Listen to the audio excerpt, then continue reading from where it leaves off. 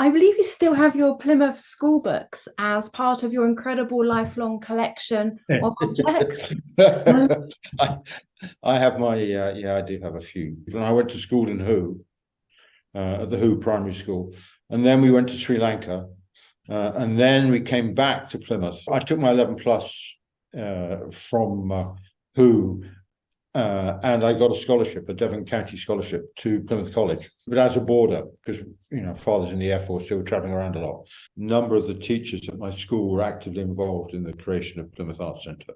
The head of biology was one of the founding members of Plymouth Arts Centre, so there was a art science connection. Plymouth was a really great place to grow up in because it was full of contradictions, full of history, and full of things to find out. I used to visit the aquarium a lot. Then there's also the museum, which now it's all kind of been taken up with the box. But the museum had some things I really, really liked, and there was also a nice mix of sanctioned and unsanctioned things going on.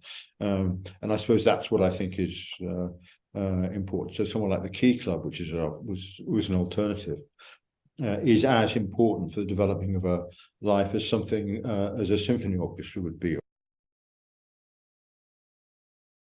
I was doing something in the Royal Docks. They invited me to do a show with Bill Woodrow. We were doing collaborative, and I went around while they were building it. Part of the building work was that they were taking cores out of the limestone walls of the old docks. I just liked them as objects, so I picked them out of a skip.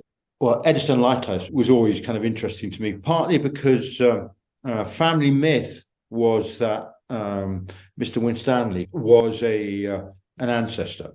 My mother's family name was Winstanley. So it was always the family myth that he was, kind of great grandparent. But actually, I'm not sure that's true. Plymouth Rock is also something that exists in the United States. It's when the Pilgrims first arrived. Then there's also the fact that these were cylindrical cores. A stick of rock is a kind of cylinder that says Plymouth all the way through it. And I used those plus some concrete pieces to start. I started just trying to bring those ideas together. They are bits of Plymouth.